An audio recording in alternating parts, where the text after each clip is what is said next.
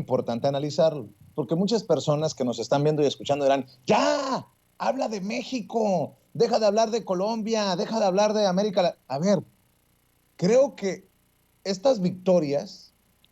también fortalecen a un López Obrador, a un México que negocia con Estados Unidos, por ejemplo, cómo hacerle frente al fenómeno migratorio, no desde México, desde Centroamérica. Y hacia abajo, López Obrador ha sido muy fuerte con su postura de que Estados Unidos cambie su visión hacia Latinoamérica. Y creo que de alguna manera, digo, a lo mejor suena muy fuerte decir que Estados Unidos se está viendo arrinconado, pero tal vez como nunca Estados Unidos está frente a su visión imperialista, su visión monroísta, en momentos en que va perdiendo bastiones en América Latina. Y eso también abre, hay que decirlo, la posibilidad de que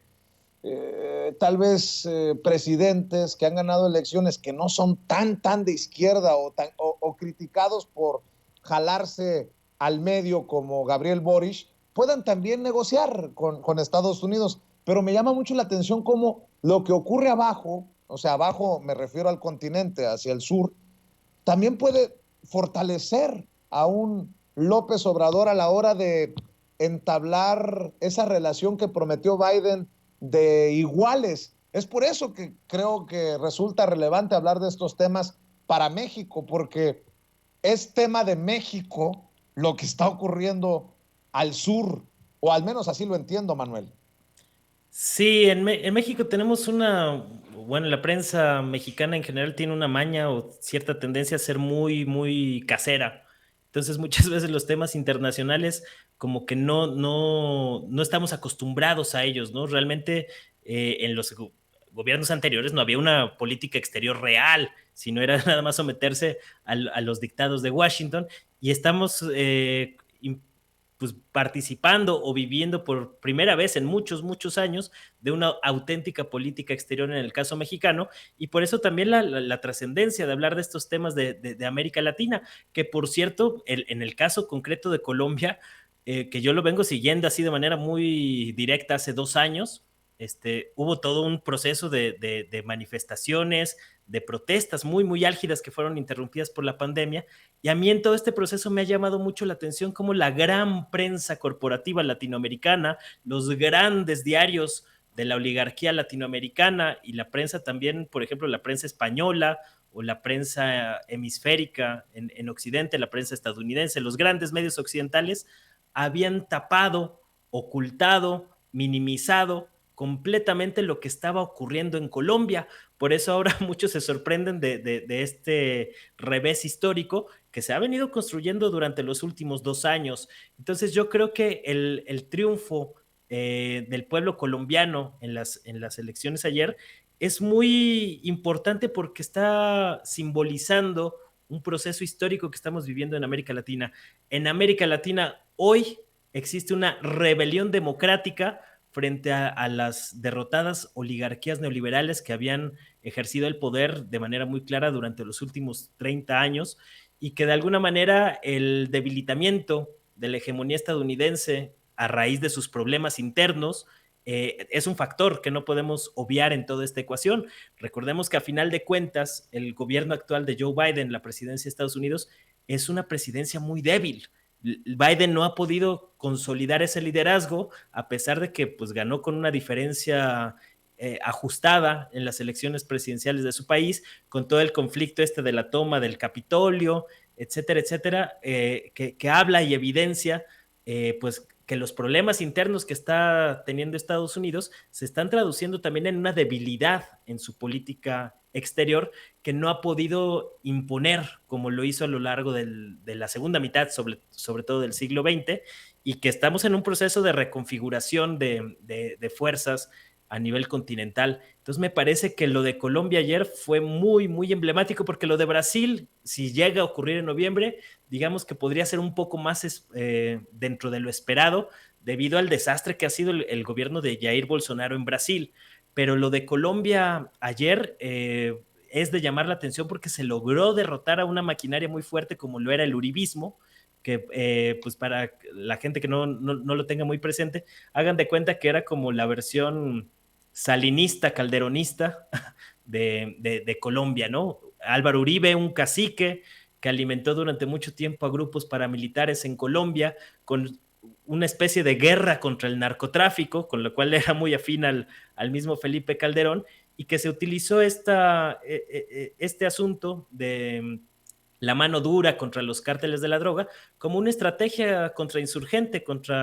en contra de los pobres. Esa fue realmente la estrategia del uribismo durante muchos años. Se matizó un poco con los acuerdos de paz que firmó Juan Manuel Santos hace unos años, pero que con Iván Duque, el actual presidente de Colombia, se recrudecieron todos los males que ya se estaban gestando históricamente dentro de esta política neoliberal y completamente entregada a los intereses de Washington, y a final de cuentas pues acabó reventando el uribismo el día de ayer, ¿no? A pesar de que se aferraron con uñas y dientes, que ya había muchas dudas y mucha suspicacia sobre el conteo de votos, la gente estuvo muy atenta, y por eso de esa magnitud es lo que vimos ayer en Colombia. No hay que minimizarlo, hay que tener muy en Claro. cuenta las repercusiones que tiene para el continente y también para el caso mexicano, porque a final de cuentas México sí ha sido un liderazgo importante en este proceso de recambio, y yo creo que lo único que pues sí va a ser un poco lamentable es que no le va a dar tanto tiempo al presidente López Obrador de poder echar un proyecto regional tan de avanzada, porque digamos cuando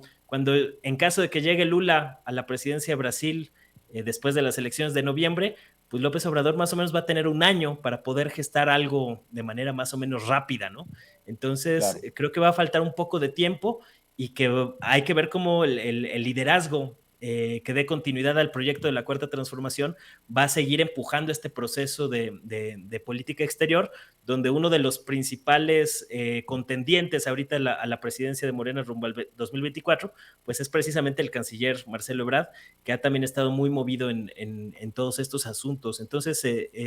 digamos que lo que está pasando en el mapa geopolítico de América Latina, por supuesto que tiene repercusiones significativas para México, y es de llamar la atención cómo el liderazgo de López Obrador en América Latina ha fortalecido su posición frente a Estados Unidos. Mi querido Manuel Hernández Borboya, siempre importante también escuchar tus opiniones. Gracias por llegar a esta cita con la audiencia de Sin Censura. ¿Por qué no cerramos invitando a la gente precisamente para que vea esta canción que compusiste para Chile, pero que creo que le dedicas ahora también a Colombia, para que estén al pendiente de tus comentarios en tu canal de YouTube? Obviamente tus hilos en Twitter. Mi querido Manuel, ¿por qué no cerramos invitando a las miles de personas que están conectadas en Sin Censura? Sí, esa canción que estaba compartiendo ayer, yo la compuse en 2019, precisamente cuando fueron las movilizaciones en Chile, la represión tan brutal que vimos en Ecuador, que fue completamente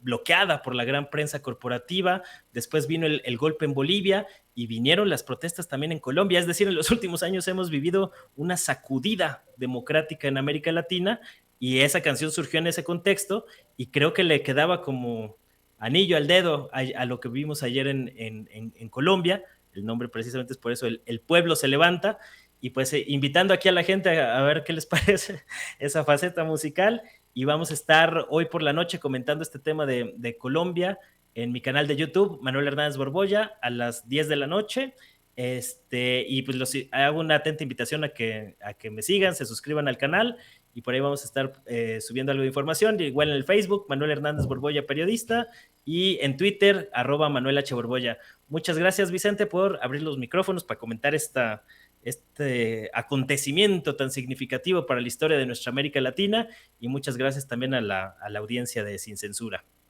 Yo te mando un abrazo, Manuel Hernández Borboya, hablando con nosotros sin censura. Y déjenme